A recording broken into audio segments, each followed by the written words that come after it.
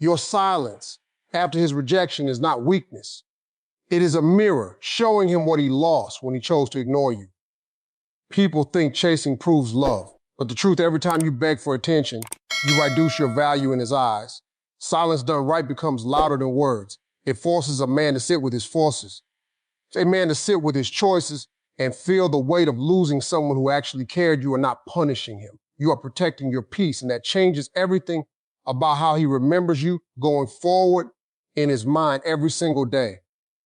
Now listen, let me be honest with you. The moment you stop reacting to rejection is the moment you start gaining real power over your emotional life. Most people think love is about chasing, explaining, and proving, but real value is shown when you choose yourself without apology. Silence is not about playing games. It is about setting standards that protect your peace and force respect back into the situation. You stop begging and you start observing who actually deserves access to you, because not everyone who left deserves a second version of you. And that is where your strength begins now. When you go silent after rejection, something powerful starts happening that most people completely misunderstand. They think silence is about punishment or games or trying to make someone miss you. That is small thinking. Real silence is psychological disruption. It interrupts the story a man has built in his mind about you. Because whether you realize it or not, when he rejected you, he didn't just reject your presence. He formed a conclusion about your value in that moment. And if you keep chasing, texting, explaining, trying to be seen, you reinforce that conclusion. You validate his decision. But silence does the opposite. It removes your emotional availability from his control and forces his mind to do something it was not prepared to do. Reassess. A man is comfortable when he believes he understands your reactions. If he texts and you respond instantly, he learns your pattern. If he pulls away and you panic, he learns your weakness. If he disrespects you and you stay, he learns your boundaries are flexible. But when rejection is met with calm silence, not anger, not pleading, not emotional noise, his mental framework breaks because now he cannot predict you. And unpredictability creates curiosity. Curiosity creates reflection. Reflection creates doubt. And doubt is where perception starts to shift. Let's be clear about something most people avoid saying. After rejection, your presence can actually work against you. Not because you are not valuable, but because overexposure during emotional imbalance reduces how your value is processed. When a man expects access to you and still gets it without effort, your emotional weight decreases in his mind. But when access is removed completely, his brain starts recalculating. Humans are wired to value what becomes uncertain. That is not manipulation, that is psychology. Silence forces him into a space where he has to deal with the reality of his decision without your influence. When you are constantly available, he can avoid emotional consequences. He can sit comfortably in his choice because you are still there cushioning it. But when you step back, there is no cushion left. Now he has to sit in the discomfort of absence. And absence is loud. It starts filling in questions he did not ask before. Why didn't she chase? Why isn't she reacting? Did I underestimate her? These questions are not random. They are triggered by contrast. You remove the expected emotional supply. Here's where the shift really happens. At first, rejection creates a narrative in his mind that he has the upper hand. He assumes he made a decision and life continues normally. But silence introduces uncertainty into that narrative. And the human brain hates unresolved emotional stories. It wants closure. It wants clarity. So when you do not provide emotional reactions anymore, his mind begins to revisit moments differently. Small details that once felt insignificant start gaining weight. The conversations, your presence, your energy, your consistency. Things he ignored now start resurfacing. And this is the part most people don't understand. You are not changing his feelings through silence. You are changing his perception through absence of reinforcement. Feelings are not static. They are reinforced by interaction. When interaction stops, perception becomes fluid again. That is why silence is not passive. It is active recalibration. But there is a condition most people fail at.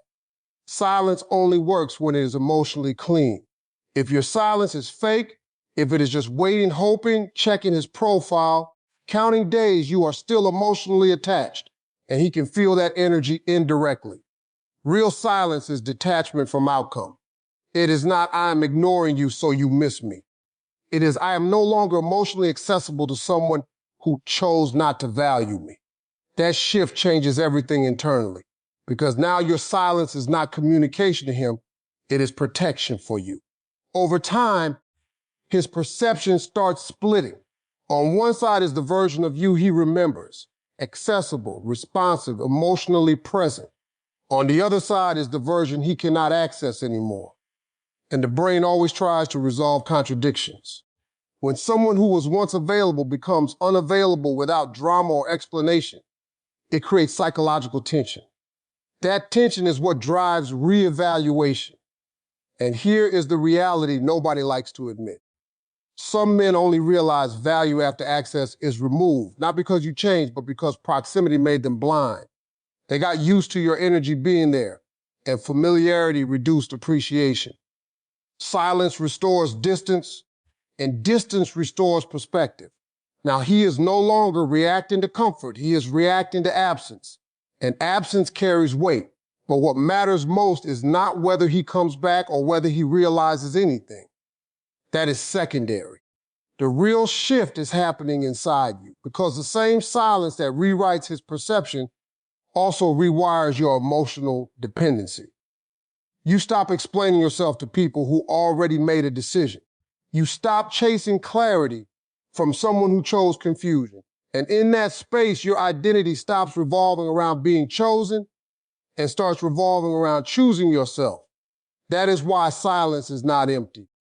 It is restructuring everything he thought he knew about you, while simultaneously restructuring everything you thought you needed from him.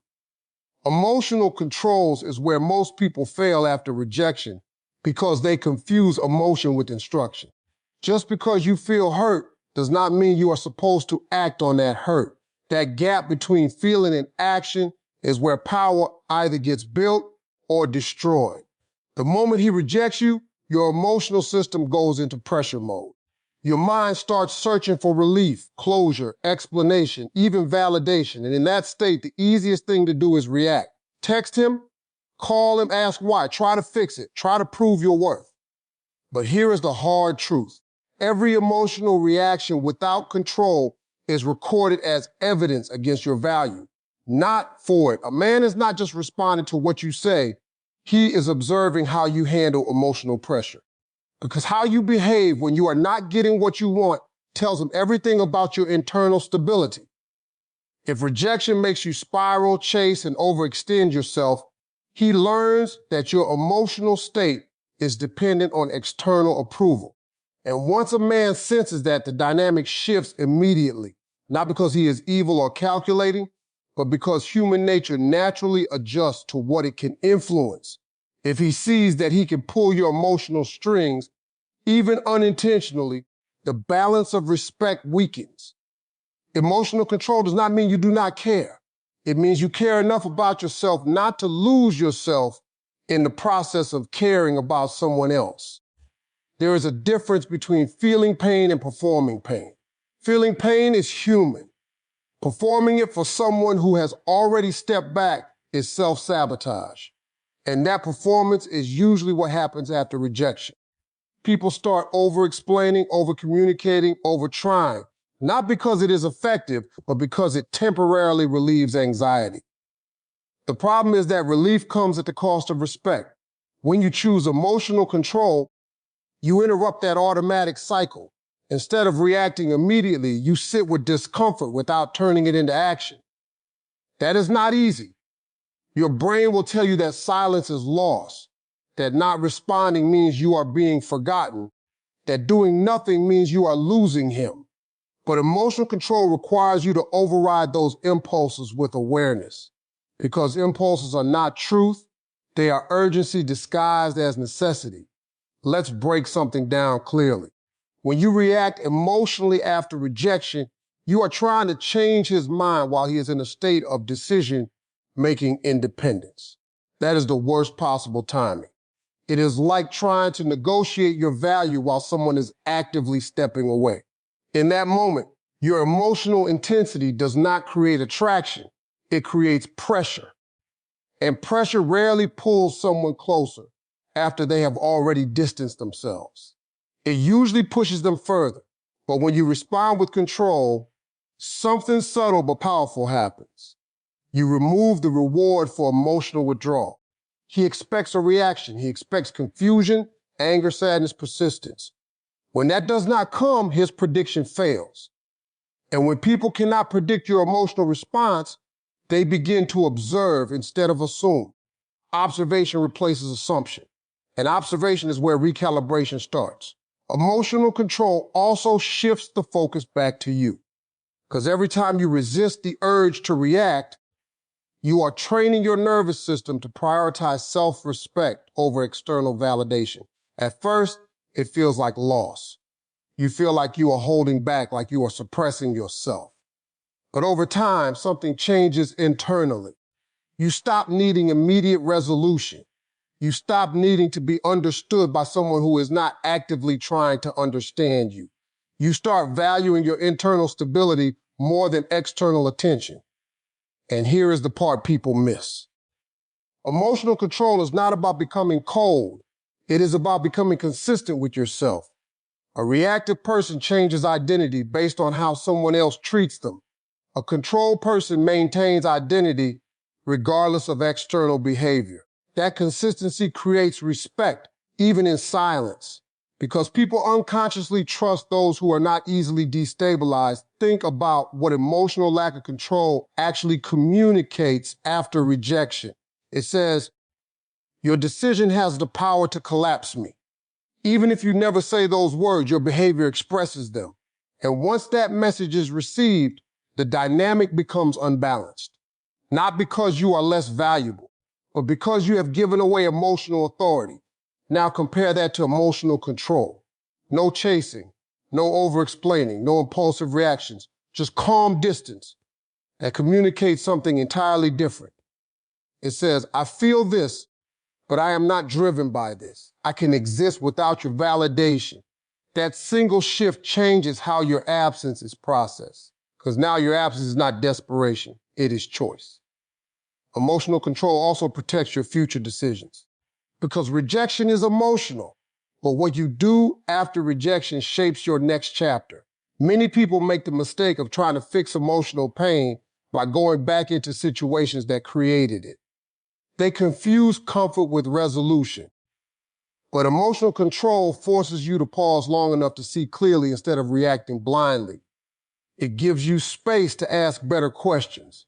Not how do I get him back, but why was I willing to lose myself trying to be chosen? And that is where real strength develops. Not in winning someone back, but in not losing yourself when you are not chosen. Because if your emotional world collapses every time someone pulls away, you are not in control of your life. Your emotions are controlling you. So emotional control after rejection is not about strategy. It is about identity. It is the difference between someone who reacts to life and someone who directs their response to it. And the more you practice that control, the more your emotional system stops treating rejection as an emergency and starts treating it as information. Self-respect is not something you announce. It is something you demonstrate through what you tolerate when nobody is clapping for you. After rejection, this is where most people reveal the truth about themselves. Not in what they say, but in what they accept. Because rejection doesn't just end a connection. It exposes your standards. And if your standards collapse the moment someone pulls away, then you are not operating from self-respect. You are operating from attachment disguised as love. Let's be clear. Self-respect is not pride and it is not ego. Ego says, I need to prove I am worthy. Self-respect says, I already know my worth, so I don't chase situations that deny it. That difference changes everything in how you respond after rejection.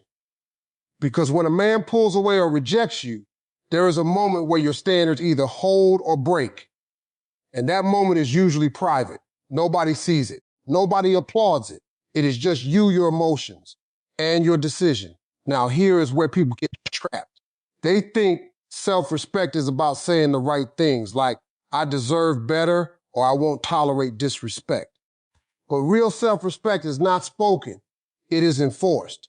It shows up in silence when you want to text. It shows up in restraint when you want to explain yourself.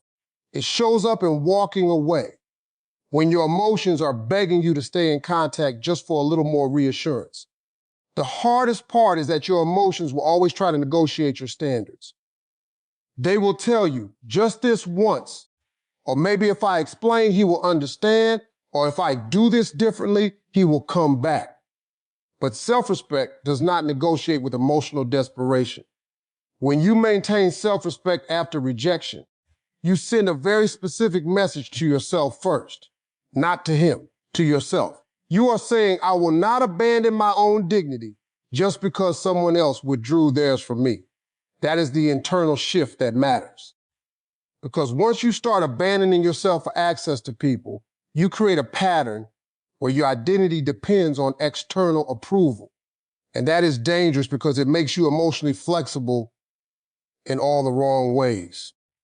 You start adjusting your behavior to keep people instead of choosing people who naturally align with your behavior. In relationships, especially after rejection, self-respect becomes your filter. Without it, you accept mixed signals. You accept inconsistent communication. You accept emotional crumbs and convince yourself it is better than nothing. But with self-respect, your tolerance level changes. You stop romanticizing inconsistency. You stop labeling confusion as maybe he is just busy or maybe he is scared. You start seeing patterns clearly. And clarity is uncomfortable because it removes excuses. A man can only define your value as much as you allow him access to redefine it. If after rejection you continue giving full emotional access, he never has to reconsider his decision. But when you withdraw access and maintain your dignity, you change the emotional structure of the dynamic, not through manipulation, but through alignment with your standards. You are no longer proving your worth. You are requiring it to be matched. Self-respect also changes your behavior in subtle but powerful ways. You stop over-explaining your feelings to someone who already chose not to understand them. You stop trying to convince someone of your worth when their actions already showed their level of investment. And most importantly, you stop confusing emotional discomfort with emotional necessity. Just because it hurts to walk away does not mean walking away is wrong. Sometimes pain is just the cost of choosing yourself after neglecting yourself for too long. There is also something deeply psychological that happens when you enforce self-respect after rejection. It interrupts the expectation pattern the other person had about you. If someone expects you to chase and you don't, they notice. If someone expects you to react emotionally and you stay composed, they notice. If someone expects access and suddenly encounters boundaries, they notice. And what they notice is not just your behavior, but your shift in identity. You are no longer responding from attachment. You are responding from standards. But the most important transformation is internal. Because self-respect after rejection is not about changing their perception first. It is about stopping your own self-abandonment. Every time you chase someone who has pulled away, you are teaching yourself that your emotional stability depends on external validation. Every time you stay in contact with someone who is inconsistent, you are teaching yourself that confusion is acceptable. And every time you ignore your intuition just to maintain connection, you weaken your own internal authority. When self-respect becomes non-negotiable, your decisions become simpler. You stop asking, will this bring them back? And start asking, does this align with how I value myself? That shift removes emotional chaos.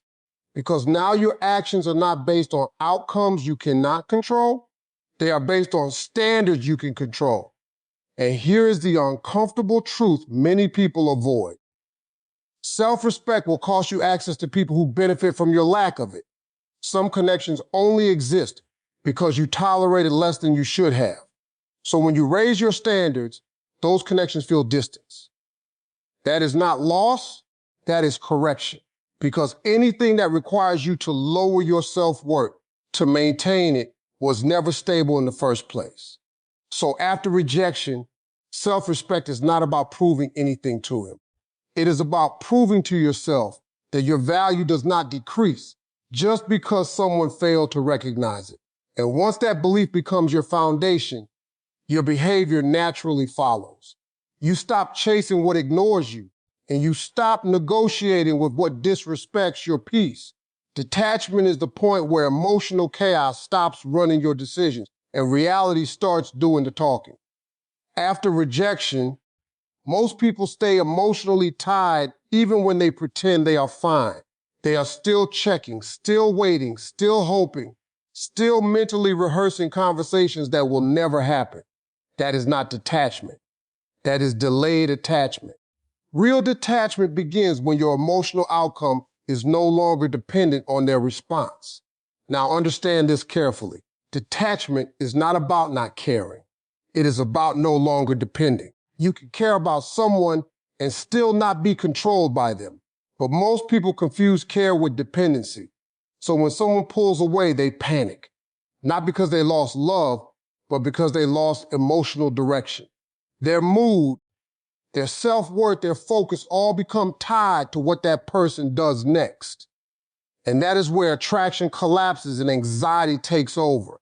When you detach after rejection, something very interesting happens in the dynamic.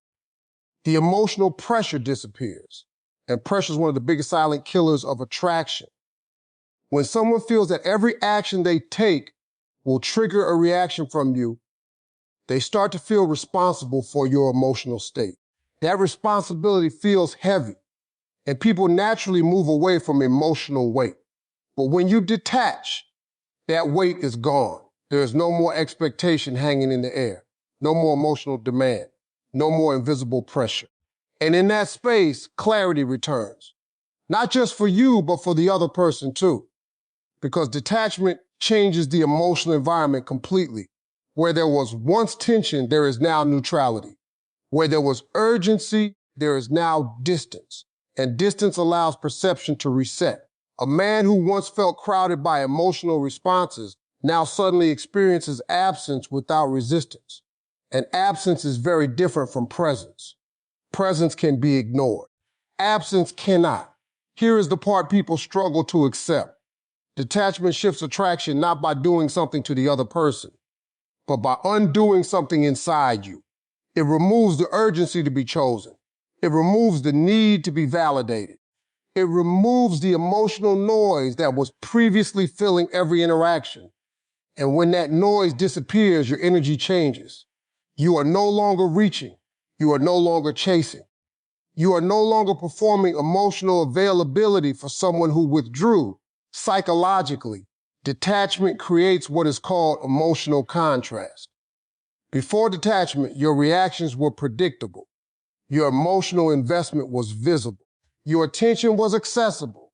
After detachment, all of that becomes uncertain, and uncertainty forces attention. Not because you are trying to be mysterious, but because the pattern has broken. The brain notices broken patterns. It naturally tries to understand what changed.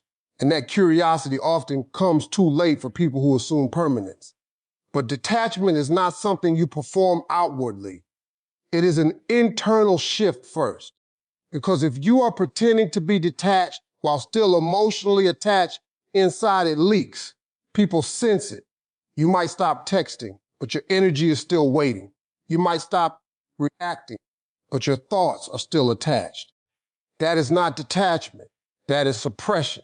Real detachment is when your internal state is no longer dependent on their behavior. You are no longer emotionally bargaining for a different outcome. This is where attraction shifts in a subtle but powerful way. When you are detached, you are no longer emotionally predictable. You are not reacting to every signal. You are not responding to every distance. you are not adjusting your behavior to maintain connection. And unpredictability creates a different kind of presence. Not loud, not dramatic, but grounded. And grounded energy is often far more noticeable than emotional intensity. Detachment also changes how you interpret rejection itself. Instead of seeing it as a loss that needs correction, you start seeing it as information that doesn't require emotional overprocessing. That is a major shift, because most people stay stuck not because of love, but because of overthinking. They replay conversations, they analyze timing, they search for hidden meanings. But detachment removes that loop. It stops turning rejection into a story that needs fixing. And once that loop breaks, your attention returns to yourself, not in a forced motivational way, but in a natural reallocation of energy. You start focusing on your life again without constantly measuring it against someone else's response. Your emotional bandwidth is no longer consumed by waiting, and that creates space for clarity, decisions, and personal direction. Now, here is something that often gets misunderstood. Detachment does not guarantee that someone comes back. That is not its purpose. If your intention is to detach in order to trigger a reaction, you are still attached. Real detachment has no hidden agenda. It is not about outcomes. It's about emotional independence. Whether they return or not, stops being the center of your focus. That shift alone changes your entire emotional posture. And when you reach that state, something interesting often happens naturally. People who once felt your emotional availability as constant begin to notice the absence of it. Not because you are trying to be noticed, but because you are no longer emotionally accessible in the same way. And that absence creates reflection. But more importantly, it stops you from living in emotional suspension. Because the deepest benefit of detachment is not about how others perceive you. It is about how you stop abandoning yourself internally for temporary emotional connection. You stop putting your peace on hold for someone else's inconsistency. You stop measuring your worth through someone who already stepped away. And you start existing in a state where your emotional stability is not negotiable for attention.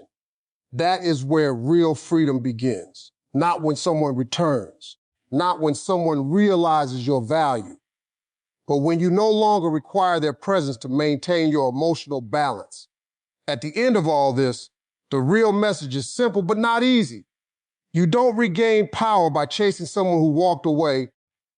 You regain it by stopping the internal collapse that happens when they do. Silence is not about making him feel something. Emotional control is not about looking strong. Self-respect is not about proving a point. And detachment is not about playing games. All of it points back to one truth.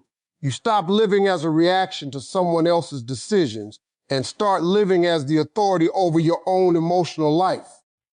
Because the moment you stop trying to change his mind, you finally get the space to change your standards. And when your standards rise, your behavior follows. You don't beg for attention that ignores you. You don't over-explain to people who already decided. You don't trade your peace for temporary validation. And here is what most people only realize too late. Rejection doesn't define your value, but how you respond to rejection absolutely defines your direction. One path keeps you emotionally dependent, overthinking every silence and every message. The other path pulls you back into yourself, where your choices are based on self-respect instead of fear. If this message hit home for you, don't just listen and move on. Take control of your mindset, take control of your standards, and keep building the strongest version of yourself. And if you want more straight, real, no-fluff relationship truths like this, subscribe to the channel's Harvey Wisdom and stay connected.